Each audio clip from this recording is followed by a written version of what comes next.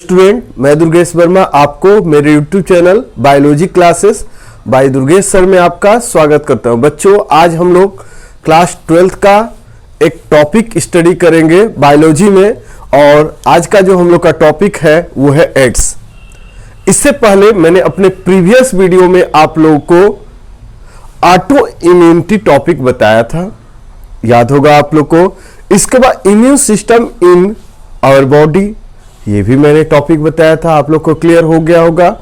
आज का जो हम लोग का टॉपिक है, यह टॉपिक है एड्स। और आप सबको पता है कि हम टर्म सेकंड का फर्स्ट लेसन स्टडी कर रहे हैं, जिसका नेम है health and disease, human health and disease.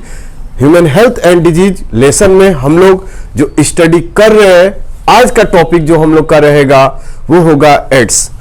हम जानते हैं कि सभी लोगों को एड्स के बारे में पता है। ये भी पता है कि एड्स जो है यह एक वायरल डिजीज है, ये आपको सबको पता है। एड्स जो है यह किस टाइप का डिजीज है? वायरल डिजीज है। वायरल डिजीज एड्स है, और यह किस वायरस के थ्रू यह डिजीज कॉज होता है वो भी मैं आज आपको बताने जा रहा हूं। इसके बाद इस एड्स का फुल फॉर्म क्या होता है ये मैं आज बताऊंगा। एड्स किस तरीके से स्प्रेड होता है वो भी मैं आपको बताऊंगा, और एड्स से कैसे हम बच सकते हैं वो भी मैं आज आपको बताऊंगा। मैं आपसे रिक्वेस्ट कर रहा हूं कि आज आप मेरे वीडियो को देखिए, और अगर आपको लगे कि सर के इस कंसेप्ट को हमें उनसे पूछकर ये डाउट को क्लियर कर लेना चाहिए, तो जरूर मुझे कमेंट करिए। मैं आपके कमेंट का इंतजार करूंगा, आपके डाउट को क्लियर करूंगा, और जिससे आप कोई भी डाउट में न रहे, मैं यही आशा करूंगा। ठीक ना? तो चलिए आज के टॉपिक को स्टार्ट करें। आज का जो हम लोग का टॉपिक है वो है एड्स। एड्स क्या होता है, चलिए इसको जानेंगे हम लोग। एड्स, अगर हम एड्स को जानने से पहले, इस डिजीज को पूरी तरह से जानने से पहले, मैं आपको एड्स जो ये टर्म है इसका फुल फॉर्म बता दे रहा हूं, क्योंकि बेटा 1 मार्क्स के क्वेश्चन आ जाते हैं। अक्सर हम लोगों से कोई पूछ देता है कि एड्स का फुल फॉर्म क्या होता है, नॉर्मल क्वेश्चन है ना। तो एड्स का फुल फॉर्म क्या होता है? तो एड्स का फुल फॉर्म आप सबको पता होगा, फिर भी मैं एक बार आपको बता दे रहा हूं। एक्वायर्ड इम्यूनो डिफिशियंसी सिंड्रोम, जिसमें ए का क्या मीनिंग अभी मैंने बताया। ए से मीन्स है एक्वायर्ड, आई से मीन्स है इम्यूनो, डी से है डिफिशियंसी, और एस से है आपका सिंड्रोम। तो एस का फुल फॉर्म हो गया एक्वायर्ड, ए से, आई से हो गया इम्यूनो, डी से हो गया डिफिशियंसी, और एस से हो गया सिंड्रोम। तो ये एड्स का फुल फॉर्म है, और इस फुल फॉर्म से हमको यह क्लियर हो रहा है कि एड्स जो है, एड्स जो डिजीज है, यह हमारे बॉडी में, जो मैंने आप लोग को बताया है कि 2 टाइप्स की इम्यूनिटी होती है। आप सबको पता होगा, आपने मेरे प्रीवियस वीडियो को देखा होगा तो आपको पता होगा कि इम्यूनिटी के 2 टाइप्स होते हैं। फर्स्ट जो होता है वो आपका होता है इनेट इम्यूनिटी, और सेकंड जो होता है वो होता है एक्वायर्ड इम्यूनिटी। इनेट इम्यूनिटी मैंने बताया था बेटा, ये बर्थ से हम ऑब्टेन करते हैं, और एक्वायर्ड इम्यूनिटी जो होता है यह पैथोजन के आने के बाद हमारे बॉडी में पैथोजन से लड़ने के लिए जो इम्यूनिटी डेवलप होती है वह हमारी होती है एक्वायर्ड इम्यूनिटी। ये आप लोग याद रखिएगा। एड्स के कंसेप्ट को समझने के लिए ये बातें जरूर आपको याद रखनी है कि एड्स में बताने से पहले, एड्स में जो एक्वायर्ड इम्यूनो डिफिशियंसी लगा है बच्चा, एक्वायर्ड इम्यूनो का मतलब क्या है कि हमारे बॉडी के अंदर पैथोजन के आने के बाद जो इम्यूनिटी डेवलप होती है, उस इम्यूनिटी को डिस्ट्रॉय करना, उस इम्यूनिटी को अफेक्ट करने का काम हमारा एड्स डिजीज को कॉज करने वाला वायरस करता है, जिसके कारण हमारे जो एक्वायर्ड इम्यूनिटी होती है वो डैमेज होने लगती है, और जिसके कारण हमें बहुत सारे डिजीज इजीली होने लगते हैं, और हमारी डेथ होने के चांसेस हो जाते हैं। ये आप लोग याद रखेगा। तो एड्स जो है इस डिजीज में जो वायरस होता है वो किस इम्यूनिटी पर अटैक करता है, तो बच्चों को याद रहेगा यह एक्वायर्ड इम्यूनिटी पर। ये आप लोग क्लियर हो गए होंगे, एक्वायर्ड इम्यूनिटी पर अफेक्ट करता है, जिसके कारण हमें एड्स हो जाता है। ओके, तो एड्स का फुल फॉर्म हो गया। अब इसके बाद बताया गया है कि एड्स कॉन्जेंशियल डिजीज नहीं है। आपके बुक में भी यह बात मेंशन किया, कॉन्जेंशियल का मतलब होता है बर्थ से नहीं यह डिजीज होता है, यह बर्थ से डिजीज नहीं होता है। यह डिजीज जो होता है यह कैसे होता है, तो यह डिजीज जो होता है आपको याद रखना है कि यह डिजीज जो है एक्वायर्ड इम्यून सिस्टम के डैमेज होने से यह डिजीज होता है। अगर किसी भी पर्सन का एक्वायर्ड इम्यून सिस्टम डैमेज है तो उसके कारण डिजीज उस पर्सन में भी होगा और उससे स्प्रेड भी हो सकता है। बेटा ये एड्स जो डिजीज होता है स्प्रेड होता है, ये आपको पता होगा। जैसे में मदर से बेबी में स्प्रेड होता है, प्लेसेंटा के थ्रू जो ट्रांसफर होता है सब्सटेंस उसमें ऐसा होता है, लेकिन बर्थ से नहीं है। मदर में था तब उस बच्चे में गया, मदर में था तब बच्चे में गया, और मदर के किस इम्यूनिटी को डैमेज किया था, एक्वायर्ड इम्यूनिटी को। तो इसलिए ये नहीं कोई कहेगा कि सर बर्थ से है मदर से बेबी में जा रहा है तो ये तो कॉन्जेंशियल होना चाहिए। नहीं बेटा, मदर में एक्वायर्ड इम्यूनिटी को डैमेज किया है और इस तरीके से बेबी के एक्वायर्ड इम्यूनिटी को ही डैमेज करेगा, इनेट इम्यूनिटी को डैमेज नहीं करेगा। और जब इनेट इम्यूनिटी को डैमेज नहीं करेगा तो श्योर बच्चों को पता है ये किस, इसका नाम इसी बेसिस पे दिया गया, एक्वायर्ड इम्यूनो डिफिशियंसी सिंड्रोम। और सिंड्रोम जो सिंड्रोम वर्ड दिया गया है इसका मीनिंग क्या होता है, ग्रुप ऑफ सिम्टम। यह जो सिम्टम डिफरेंट टाइप्स के इस डिजीज में देखने को मिलते हैं, उन सिम्टम के बेसिस पर इसका एस वर्ड आया है, सिंड्रोम। अब एड्स की जो डिस्कवरी सबसे पहले किस टाइम हुआ था, किस टाइम इसको रिपोर्ट किया गया था, किस टाइम इसको रिपोर्ट किया गया, किस टाइम डिस्कवर किया गया, तो टाइमिंग मेंशन किया गया है। आप लोग मेंशन टाइम को याद रखेगा। एक मिनट बच्चा रुक जाइए। टाइमिंग जो है वो है 1891। टाइमिंग जो है वो है 1891 में। आज से 25 इयर्स हो गए, आज तक 25 इयर्स में यह एड्स जो है ये पूरे वर्ल्ड में स्प्रेड हो गया है। ये याद रखिएगा, आपके बुक में भी बातें मेंशन की गई है। तो एड्स को फर्स्टली डिस्कवर्ड जब किया गया था तो वो टाइमिंग था बेटा 1891, और इसके बाद यह एड्स अब तक कितने इयर्स में ये पूरी तरह से फैल गया है, तो ये भी बातें याद रखेंगे। यह फैल गया है पूरी तरह से आपके 25 इयर्स में, और इस डिजीज से नियर अबाउट 25 मिलियंस जो है, मोर देन 25 मिलियंस जो लोग हैं किल हो गए हैं, मारे गए हैं। ये आपके बुक में मेंशन भी किया गया है। तो आप लोगों को मैं आशा करता हूं कि समझ में आ गया होगा कि पूरे वर्ल्ड में एड्स फैल चुका है। एड्स की शुरुआत कब हुई थी, कब डिस्कवर किया गया था, 1891 में, और मोर देन 25 मिलियंस पीपुल जो है इससे किलिंग हो गए हैं, मारे जा चुके हैं। ये आप याद रखेंगे, ठीक ना। अब आते हैं एड्स डिजीज को कॉज कौन करता है। तो एड्स डिजीज को जो कॉज करता है वो आपको मैंने अभी बताया है। एड्स डिजीज को जो कॉज करता है वह वायरस होता है। एड्स डिजीज को जो कॉज करता है वो होता है वायरस, और उस वायरस का नाम है HIV। उस वायरस का नाम है HIV, जिसके कारण एड्स डिजीज कॉज होता है। तो अगर कोई नॉर्मली पूछ दे what is difference between AIDS and HIV, तो AIDS is a disease and HIV is the virus. ये आप लोग याद रखेंगे।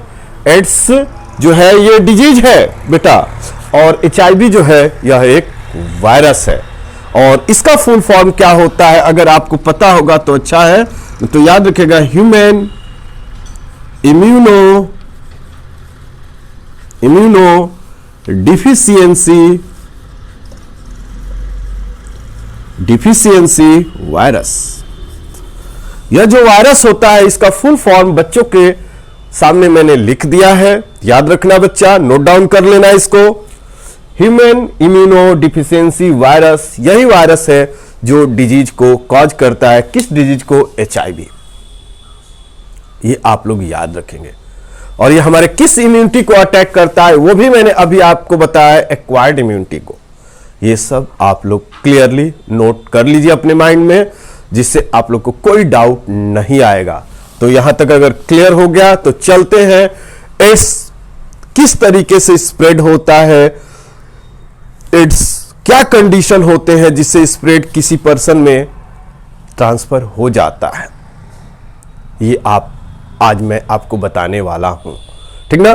तो ये मैं आपको बताऊंगा एड्स के बारे में कि एड्स का जो HIV वायरस है ये किस तरीके से पर्सन टू पर्सन ट्रांसफर होता है, स्प्रेड होता है, infected person to healthy person, वो बात आज हम लोग जानेंगे।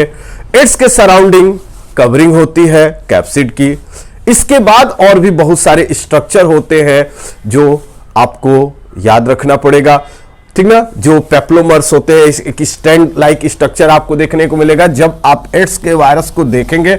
एड्स के वायरस जो एड्स डिजीज को कॉज करता है, जो HIV वायरस है, तो उसको आपको देखने को मिलेगा कि उसके सराउंडिंग कोट होगा, और कोट के सराउंडिंग इस तरीके के स्ट्रक्चर जो आप लोग इस टाइम के कोरोना के टाइम भी देख रहे हैं, तो इस तरीके का स्ट्रक्चर होगा। और उसके पास जो जीनोम होता है वो RNA होता है।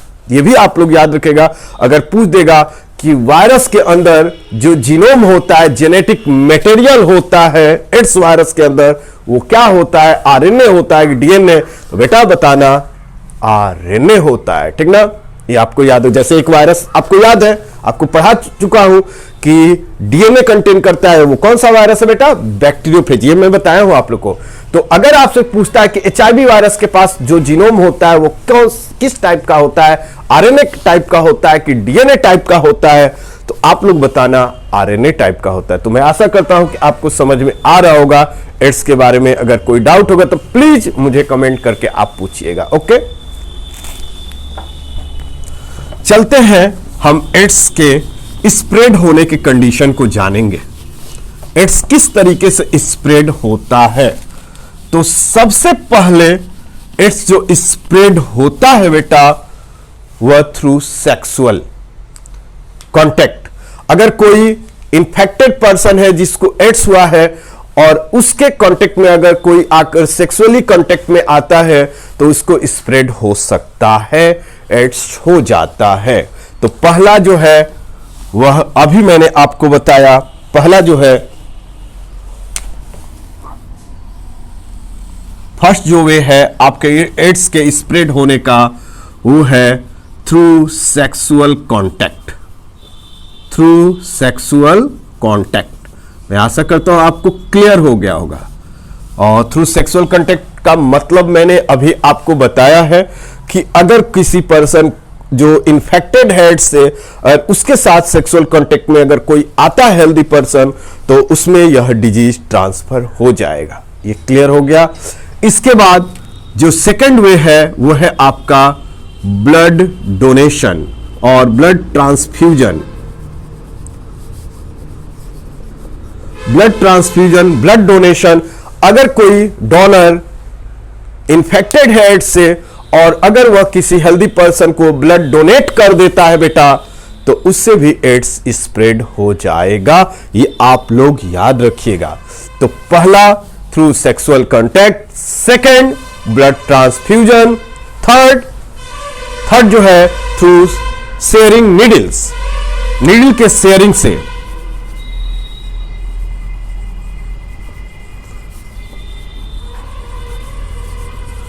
नीडल के शेयरिंग से जो इंट्रावेनस ड्रग्स होते हैं, आप लोग को पता होना चाहिए। आप लोग देखे होंगे कि बहुत लोग जो होते हैं ड्रग्स के इंजेक्शन यूज करते हैं, ड्रग्स में इंजेक्शन यूज करते हैं। अक्सर आप लोग देखते हैं जितने भी नारकोटिक्स ड्रग्स होती हैं, नशीली जो दवाएं होती हैं, उसको लेने के लिए लोग जो होते हैं उनको इंजेक्शन के रूप में लेते हैं। अगर वही इंजेक्शन के रूप में अगर मान लीजिए 2 4 5 फ्रेंड है, अक्सर ऐसा होता है, वो फ्रेंड ड्रग्स ले रहे हैं और ड्रग्स लेने में एक ही नीडल का यूज कर रहे हैं और उसमें अगर उनका कोई फ्रेंड एड्स से सफर कर रहा है तो श्योर है कि उस नीडल के थ्रू, उसके ब्लड के थ्रू, क्योंकि ब्लड नीडल के कांटेक्ट में आया रहेगा और उसके थ्रू स्प्रेड हो जाता है ads.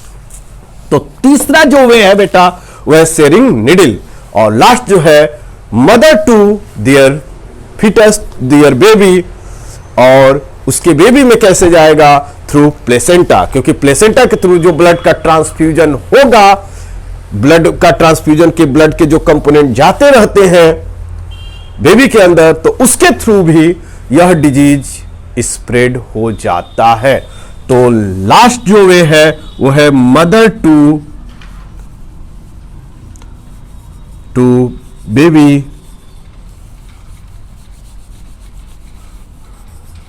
Through placenta, through placenta. तो मैं आशा करता हूं कि अभी तक जितना मैंने आपको बताया है उसमें कोई डाउट नहीं होगा, आप क्लियर हो गए होंगे।